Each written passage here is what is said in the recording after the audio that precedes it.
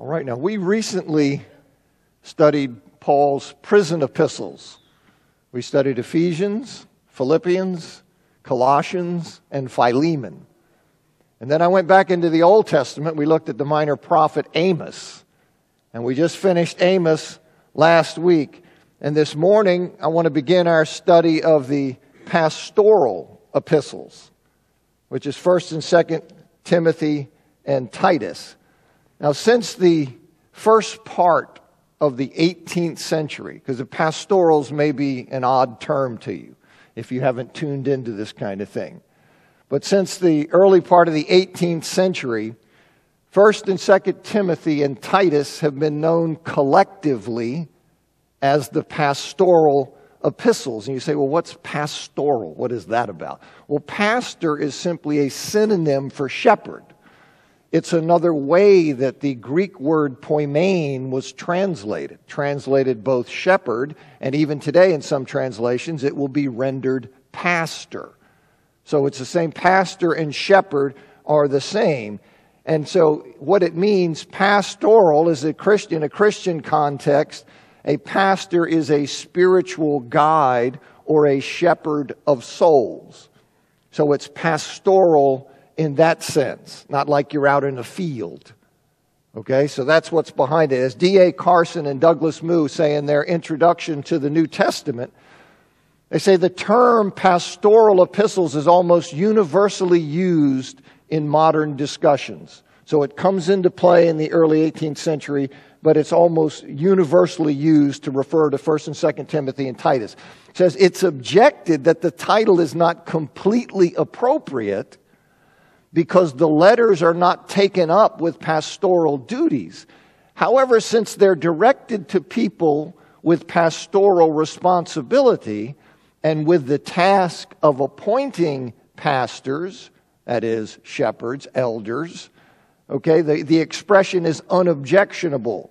So he's basically saying this is how these three books are known, and I want you to know that though some people beef about it, it's really not objectionable to refer to them that way. The three letters form a unit in that they are the only New Testament letters addressed to individuals with such responsibilities. Philemon is addressed to an individual, but not one in a position like that of Timothy or Titus. And then in their book, The Cradle, the Cross, and the Crown, Andreas Kostenberger, L. Scott Kellum, and Charles Quarles, they say Timothy's and Titus's role was not actually that of a permanent resident shepherd or pastor of a church. Rather, the men were Paul's apostolic delegates who were temporarily assigned to their present locations in order to deal with particular problems that had arisen and needed special attention. The pastorals are Paul's instructions to his special delegates set toward the closing of the apostolic era, at a time when the aging apostle would have felt a keen responsibility to ensure the orderly transition from the apostolic to the post-apostolic period. So that's all I'm going to say on pastorals. I just wanted you to know that's something about that term. It's not objectionable. That's where it comes from. Now, in terms of the authorship of the pastoral epistles, Paul is expressly identified as the author of all three of these letters. And his authorship of the letters, that was unchallenged until the 19th century. Now that's a long time. But his authorship, he expressly says he's the author. And that claim of authorship was unchallenged until the 19th century. But today, a majority of scholars denies that Paul was the author of the pastoral epistles. They claim that these epistles were written years after Paul's death by somebody who wrote them as though from Paul. In other words, it's somebody who's writing them as if Paul were writing them, but they weren't really written by Paul. They were written by somebody years after Paul's death. And they do that, they are driven to that conclusion because they're convinced that various differences between the pastoral epistles and the epistles that are accepted as having been written by Paul, there are differences in style, vocabulary, and other things, and they conclude based on those differences that conclusion is most likely, that it wasn't Paul who was writing these, it was someone else who's writing them as though from Paul. But whatever differences there are, and there are differences between the pastoral epistles and other writings of Paul, whatever differences there are, other solutions are more likely, they're better. Other solutions are better than to claim to those differences. You can have other explanations of those differences. Those are better than the claim that a letter that purported to be from Paul that was not from Paul, that the early church would have accepted that as authoritative. That's a big pill to swallow. You see, to think that that's something that would have happened. In fact, Serapion, I've mentioned this before, he was bishop of Antioch around the year 200. He writes, he seems to represent the universal viewpoint of the early church on this question of pseudepigraphy. In other words, writing under a false name. He seems to represent the universal opinion of the early church on that score. And as Eusebius recounts it, Serapion says, we receive both Peter and the other apostles as Christ, but as experienced men, we reject the writings falsely inscribed by their names, since we know that we did not receive such from our fathers. So this idea that, no, there's no problem with somebody writing who's not Paul, writing in Paul's name. No, they would have been fine with that. They'd have said, no, that's authoritative. That's the Spirit at work. No, that's not true. That's not true at all. In fact, William Mounce, in his commentary on the pastoral epistles, he says, but for the sake of argument, if we accept the hypothesis that a forger could write in someone else's name and it would be known and accepted by the church. In other words, he's saying, all right, let's agree that there was a literary convention everybody knew about, that somebody else could write in somebody else's name, but everybody would know he wasn't really trying to be that person. It's just a literary convention where he's writing as though he's that person, but we're all in on it and we all know. Okay, so he's saying, let's say that's true, that you had such a thing and that the church would accept that. He then goes on and he says, why then are the historical and personal allusions woven throughout the pastoral epistles?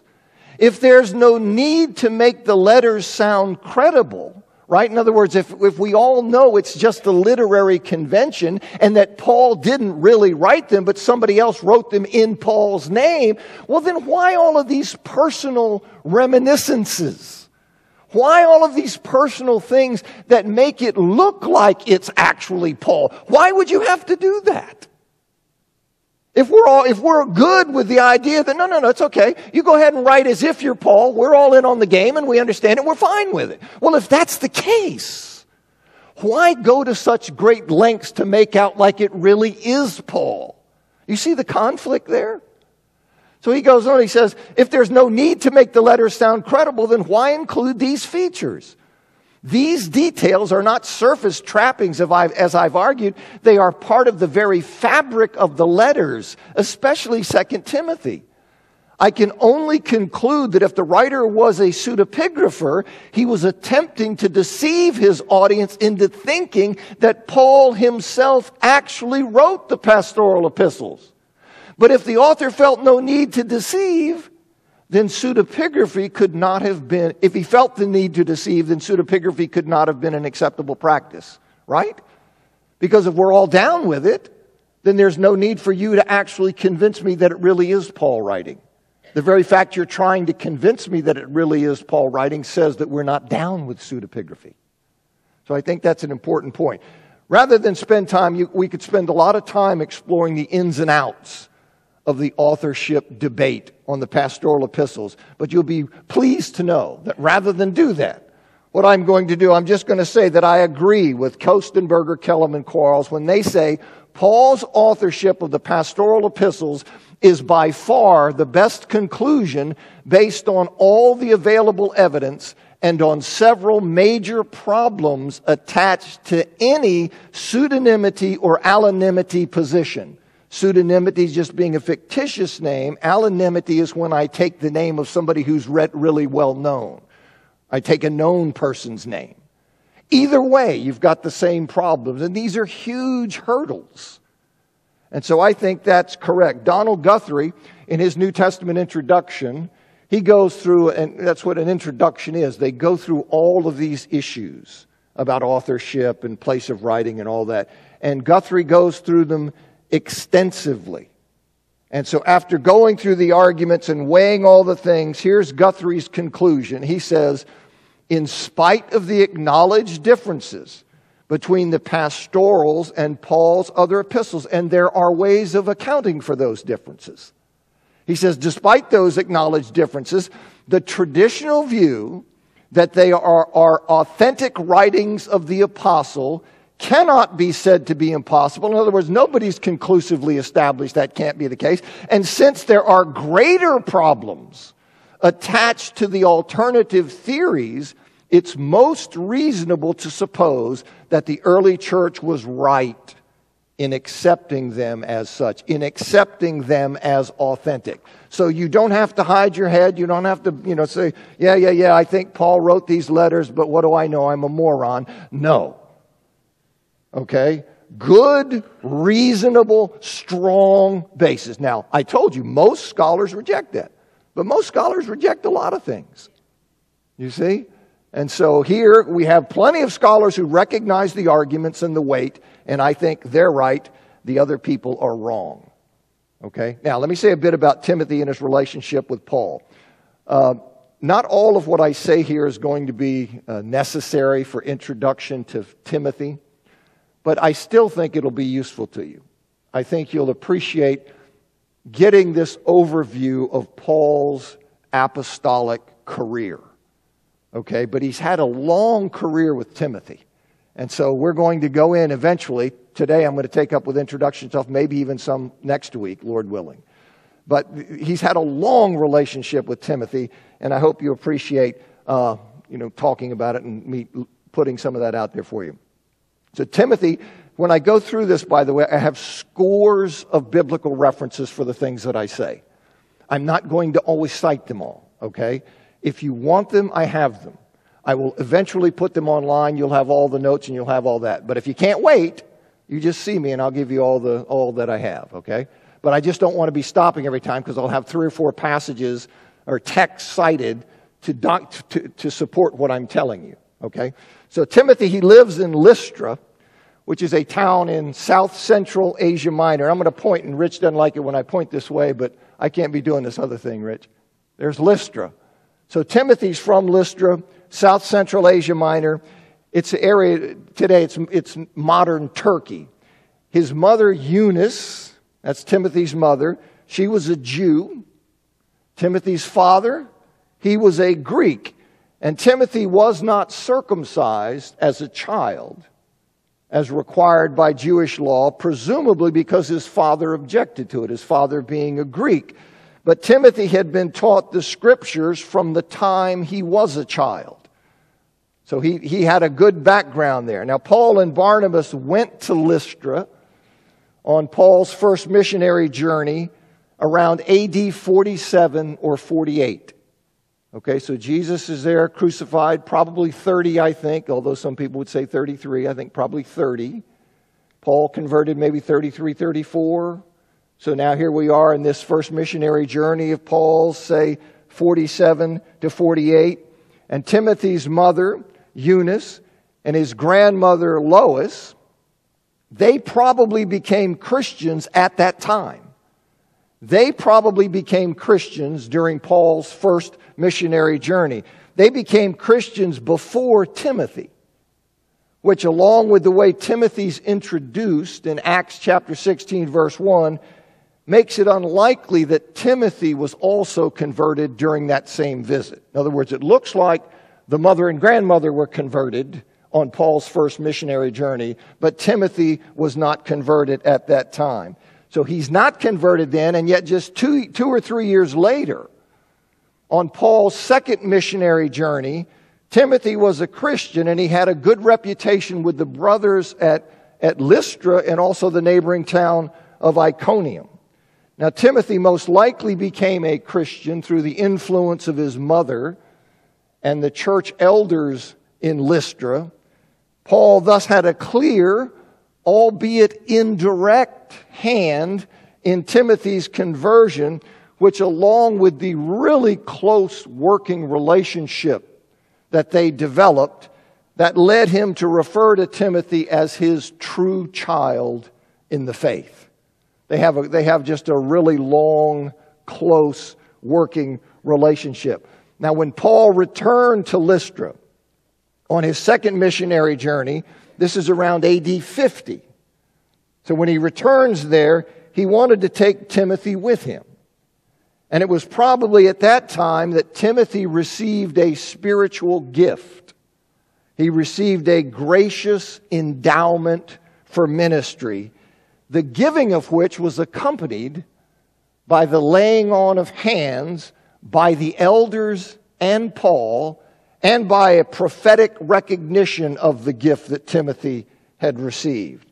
Now, Paul had Timothy circumcised as a matter of evangelistic expediency. This comes up, I get asked this. How could Paul circumcise Timothy? You know, he doesn't circumcise Titus. What's going on there? All right, well, Timothy was considered a Jew by the Jews. His mother's Jewish. He's considered a Jew, and Paul didn't want to hinder the gospel's progress among the Jews by having an uncircumcised Jewish Christian as his associate. Now, Paul knew better than anyone that in the new covenant, circumcision was insignificant in God's eyes. Paul knew that better than anybody, but he also understood that some Jews may be put off by it, and he was willing to become all things to all people so that he might be able to win some. So it was simply a matter of evangelistic expediency. Paul thought, hey, this might be a needless problem, and so let's take care of that. You will then be circumcised, and we just won't have to mess with that question. So that's why he's doing it. On the other hand, he refused to have Titus, a Gentile, circumcised because the Judaizers were insisting that his circumcision was necessary for salvation.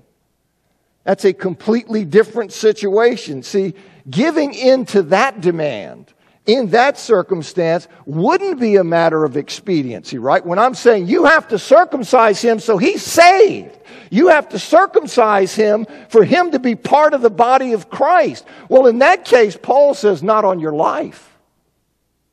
Not on your life. For me to do it in that circumstance would be for me to then deny the gospel of Christ. So that's why he did it with Timothy as a matter of evangelistic expedience. And he didn't do it. He did not do it with Titus. He refused to circumcise him.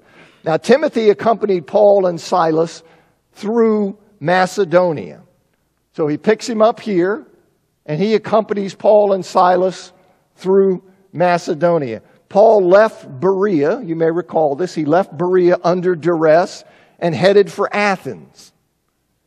But he left Paul and Timothy behind, Silas and Timothy behind, presumably to instruct the new converts in the faith. And then Paul sent word back for Silas and Timothy to join him as soon as possible. And it seems that Silas and Timothy, or maybe just Timothy, joined Paul in Athens. And then Paul dispatched Timothy from Athens back to Thessalonica to strengthen and encourage the saints there who were in the midst of persecution. And Silas either had remained in Berea or could have been sent somewhere else. And then Paul left Athens. He goes to Corinth, and that's where Silas and Timothy later join Paul in Corinth, and the three of them are said to have preached Christ among the Corinthians in 2 Corinthians chapter 1, verse 9. Now, Paul stayed in Corinth there. He stays there for over a year and a half, and it's from Corinth that he writes 1st and 2nd Thessalonians, both of which include Silas and Timothy in the letter's greeting. Okay, so we're following all this. All right, well, that fits perfectly. They're there with him. He writes from there. And so we have Silas and Timothy in the greeting. And the impetus for 1 Thessalonians was the good news that Paul received. He had dispatched Timothy to Thessalonica. He gets the good news back from Timothy, and that's the impetus for his writing 1 Thessalonians. Now, Paul refers to Timothy in 1 Thessalonians chapter 3, verse 2 as our brother and God's fellow worker in spreading the gospel of Christ. Paul met Priscilla and Aquila in Corinth. They were the Jewish couple that had been expelled from Rome under the edict of the Roman Emperor Claudius. And then they accompanied him to Ephesus. So here, Priscilla and Aquila. Paul goes over here. Priscilla and Aquila accompany Paul back over when he goes back to Ephesus. They go with him there, where Paul makes only a brief stop. This is when he promises to return if it's God's will. And he left Priscilla and Aquila. He left them in Ephesus, and he returned to Antioch. Okay, so he comes down here and then goes back up to Antioch, where he'd begun. And so he then completes his second missionary journey. Now, Timothy's whereabouts at this time aren't stated, but presumably he's still traveling with Paul. Okay, well, that's not identified, but that seems to be the case. And then on his third missionary journey, which begins around AD 52, on his third missionary journey, Paul returned to Ephesus, and he stays there roughly 3 years. So this is his third. He goes over here to Ephesus, and he stays in that city for roughly 3 years. He's there, and this is noteworthy because 1st and 2nd Timothy are written to Timothy while Timothy is in Ephesus. Okay, so Paul is here on this occasion for around 3 years, and while he's there, he sends Timothy. While he's in Ephesus during this period of time, he sends Timothy to Corinth into a difficult situation. So this is the kind of person Timothy is. This was a tough spot. And I'd have to explain that for you, but he dispatches Timothy from Ephesus to go to Corinth. And so he sends him there, and it lets you know what he thinks about him. And he refers to him in 1 Corinthians chapter 4, verse 17 as my beloved and faithful child in the Lord. And he says in 1 Corinthians chapter 16, verses 10 and 11, that Timothy's doing the work of the Lord and that no one is to despise him. Presumably no one is to despise him because of Timothy's close association with Paul. But you see Timothy and Paul working closely. Now, Paul had decided from Ephesus, he decided to go to Jerusalem through Macedonia. So he's in Ephesus. He decided he's going to do this. He's going to return to Jerusalem, but he's going to go that way. Okay, through Macedonia. And he sends Timothy and Erastus ahead of him into Macedonia. And not long after doing that, you have the riot that breaks out in Ephesus. Okay, you remember the silversmith Demetrius, who makes these artifacts and things based on the temple of Artemis and the goddess Artemis. Great is Artemis of the Ephesians. Okay, in Latin it's Diana. So that's when this riot breaks out there. And Paul promptly left for Macedonia after that riot. Okay, Timothy and Erastus had gone ahead. And Paul encourages the people throughout the region of Macedonia. And during that time, he writes 2 Corinthians, which includes Timothy in the greeting. Okay, so he sent Timothy up ahead. In here, Paul goes there, he writes 2 Corinthians, and hey, what do you know, there's Timothy right in the greeting there. Now, Paul worked his way at that time, he worked his way down to Greece. He works his way down there where he stays for 3 months. Almost certainly he's in Corinth. It doesn't specify that, but that seems most likely. And it was there that he writes Romans. And in Romans chapter 16, verse 21, it says, Timothy, my fellow worker, sends greetings to you. So we know Timothy is with Paul when he's writing Romans, almost certainly in Corinth. And then accompanied by Timothy and some others, Paul headed back through Macedonia. His plan was he was going to go this way. But there was a plot against him. So he went this way and then double back that way. Okay, so that was what was happening. He winds up, because the Jews made a plot against him as he was about to sail to Syria. Now Timothy and others, they then went ahead of Paul to Troas, where Paul and Luke then joined them, and they sailed there from Philippi. So Timothy goes ahead to Troas, Paul and Luke join them sailing to Troas from Philippi. And they left immediately after the Lord's Day. You recall they were in a hurry to get to Jerusalem. So they're in Troas just for a little bit. Immediately after the Lord's Day, they pick back up and they head to Jerusalem. And those who sailed from Troas, they picked Paul up in Assos. I can see where Troas is up here. There's Troas. There's Assos. They sail from there and they pick Paul back up in Assos because Paul hoofed it to Assos. So then they pick Paul up after that. And then they continue on their journey to Jerusalem. And the ship going down there, it stops at Miletus, where that's when Paul sent for the Ephesian elders. And they come down and they join him in Miletus. And again, 1 and Timothy were written to Timothy while he's in Ephesus. So all of that's kind of background that I think is useful to have. And Paul, in that meeting with the Ephesian elders at Miletus, he prophesied that savage wolves would come in among the Ephesian Christians and would not spare the flock. He said, even from your own number, men will arise and distort the truth in order to draw away disciples after them. So be on your guard. Remember that for 3 years I never stopped warning each of you night and day with tears. And Paul also said that the Ephesian elders would not see him again. And then there were a few more stops, and Paul makes it to Jerusalem, and you'll recall there was a riot in the temple in Jerusalem because some Jews thought that Paul had brought the Gentile Trophimus into the temple area and had defiled it. So we then have this big riot here, and that leads to an imprisonment. You remember he gets taken off. There was a plot against him, and then the Roman procurator sends him to Caesarea, and he stays in Caesarea for 2 years, and then he appeals to Caesar. He goes on the boat ride to Rome. So he spends 2 years confined in Caesarea. He spends 2 years confined in Rome. So that's been a while, but that happens there. And so he has that 4 years there, and Timothy is with him in Rome.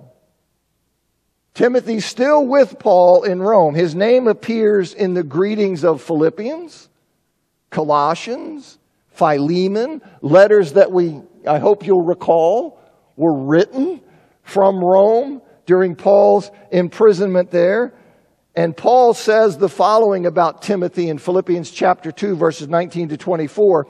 He says, I hope in the Lord Jesus to send Timothy to you soon, that I also may be cheered when I receive news about you. I have no one else like him who takes a genuine interest in your welfare. For everyone looks out for his own interest, not those of Jesus Christ. But you know that Timothy has proved himself, because as a son with his father, he has served with me in the work of the gospel. I hope, therefore, to send him as soon as I see how things go with me. And I'm confident in the Lord that I myself will come soon. So this time with Paul and their trust and their knowing of each other is really something that's deep. And from prison, Paul also wrote, you'll recall, Ephesians, and that's what I take to be a circular kind of letter that was connected initially. It first went to Ephesus and then circulated from there, and I think it got connected with Ephesus early, and that's why it's known as Ephesians. Acts ends with Paul in prison in Rome, but in keeping with the expectation that Paul had expressed in Philippians chapter 1, verses 25 and 26, and Philippians 2, 23 and 24, it seems that he was released from that Roman prison around AD 62. There's a strong church tradition about that release. It is alluded to in 1 Clement, which is a writing of a Christian writer from the last part of the first century in the 90s. So Paul's release from that first Roman imprisonment is noted there. It's mentioned in something called the Muratorian Canon, which dates to around 180. And Eusebius, the first writer of the first history of the church in the early 4th century, mentions it. So there's a strong tradition that, yes, in fact, there was a first Roman imprisonment, that Paul was there and was ultimately released. And at some point, perhaps before his release from prison, Paul sent Timothy to Ephesus. Okay, we know Timothy's in Ephesus when he writes 1 Timothy. At some point, Paul sent Timothy there, and upon his release from prison in Rome, Paul may have gone west to Spain, as he intended to do, as he indicated in Romans chapter 15, verses 23 to 28, and as church tradition indicates that he did. So he's in the first Roman imprisonment. He gets out around AD 62. He may have gone to Spain, but if he did, he was only there for a short time. And then he makes a missionary journey to Crete with Titus. He goes there to Crete, and you see that in Titus 1:5. Now, whether before or after going to Crete. All right, so here's Crete. So some point after his release, he goes to Spain, likely comes out. He makes a missionary visit with Titus to Crete. And at some point before or after going to Crete, Paul is going into Macedonia. And it is from here that Timothy, whom Paul had dispatched to Ephesus, had sent him there at some point. Timothy meets up with Paul. Now, all of this is just, you don't have a text to go and look and say this. This is putting things together in a chronology of what I think is going on. So as he's going into Macedonia, Timothy meets up with him there. And that may be the tearful visit that's referred to in 2 Timothy chapter 1, verse 4. You see, if this was the first time that Timothy had seen Paul, his spiritual father, since Paul's release from prison, if that was the first time that had happened, it would have been very emotional. And parting would have been even more emotional. So that may be the tearful visit that's referred to there. And that Paul tells Timothy to stay in Ephesus. When Timothy comes from Ephesus to meet Paul as he's going into Macedonia, he tells him, you stay in Ephesus to combat the false teaching that is threatening the church in Ephesus. And for what Timothy had told him, the situation in Ephesus was really bad. So he says, no, you stay there to combat that teaching. And then Paul writes 1 Timothy probably around AD 64. So that's probably what's going on there. Now, Paul probably wrote Titus right around the same time he wrote 1 Timothy. But we can't be sure which was written first. But 1 Timothy and Titus are written around the same time. 2 Timothy is written during Paul's second Roman imprisonment, so it's written a bit later. Okay, so what I'll probably do is study 1 Timothy, Titus, and then 2 Timothy. So this is what we have here. Now, little background on Ephesus. It was the most important city in Asia Minor, modern-day Turkey. Ephesus was the most important city there. Its harbor and its location at the convergence of these trade routes made it a very important commercial center. It had a major stadium. It had a marketplace. It had a theater that was cut into the hillside that seated 24 or 25,000 people. And there's a picture of it. So here is this theater that you have there. It's quite the city.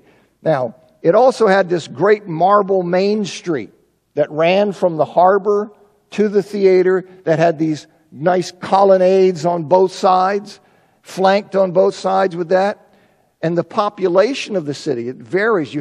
It's common to see population estimates for Ephesus in the first century of 200 to 250,000 people. But modern estimates have reduced that. Okay, modern estimates are saying, well, that's more in line with the population in the second century. Okay, in the first century, we're looking at maybe 100,000. But you can see this is difficult work, right? Because what do you have to do? You have to first try to see what's the boundary of the city. You have to do that archaeologically. And then you have to say, well, what kind of population density can I reasonably, stick on this area? And so you see, there's a lot of guesswork that goes on there. Now, there was a well-established Jewish presence in Ephesus in the first century. Josephus says that extended back for a long time, the Jewish presence that you have there in Ephesus. And Paul preached, you'll recall, I hope, in a Jewish synagogue there. He preached there for 3 months when he first arrived back in Ephesus on his third missionary journey, before he began teaching at the Hall of Tyrannus. So he first is there at the Jewish place, and I just want you to see, because the Jewish presence in Ephesus is going to factor into the heresy.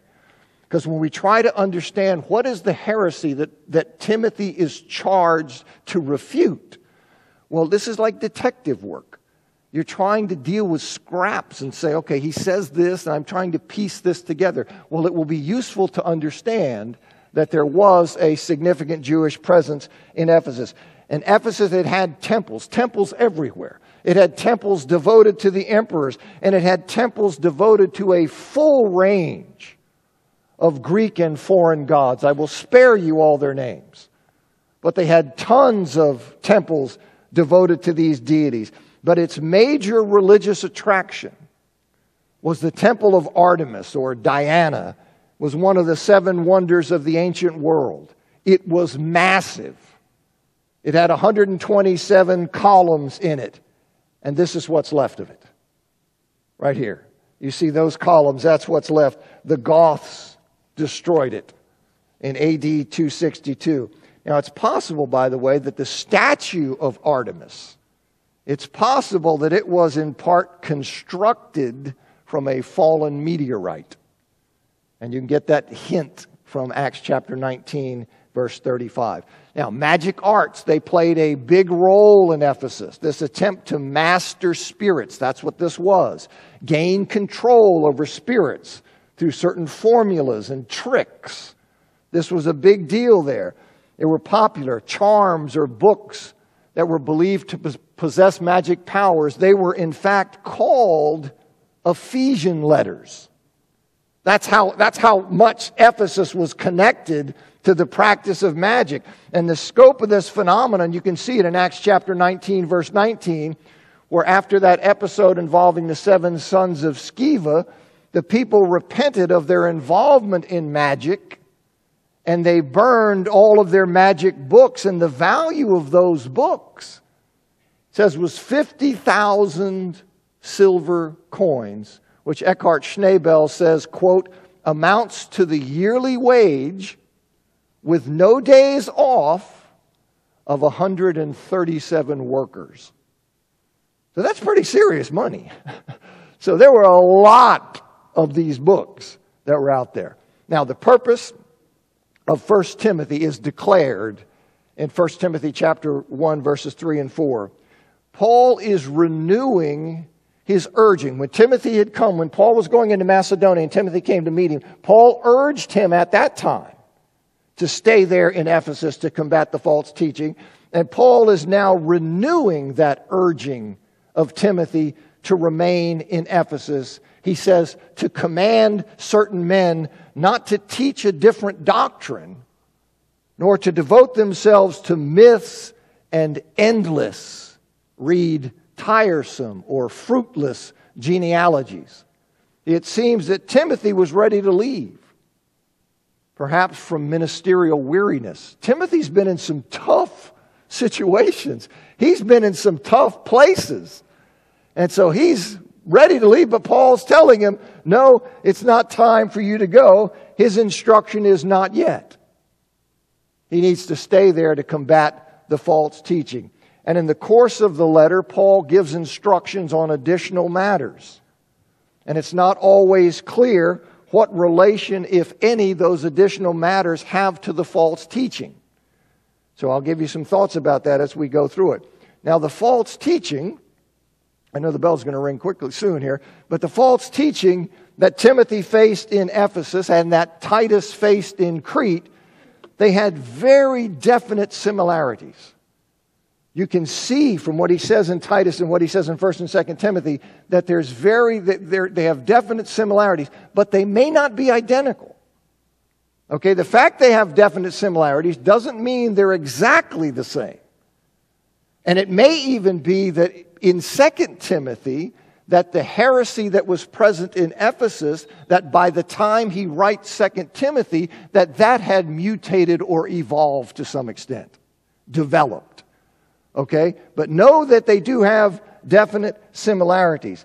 And what we see in this false teaching, you see the Mosaic law, it was being misused as a source for wild myths, legends, tall tales that included appeal to the genealogies.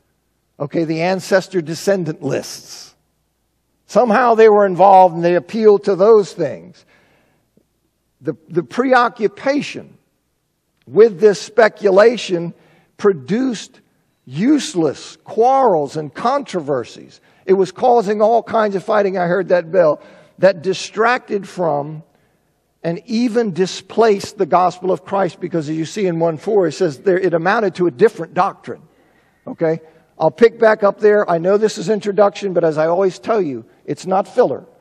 This is introduction to help us when we drop into the text. I want you to see these are actual occasional letters written to real people in real circumstances, and the better feel we have for that, the better our exegetical skills, the better we'll be able to understand what is actually being said instead of just pulling sentences out of the Bible. We have to drop in and see what's going on if we're going to hear it rightly. Thanks.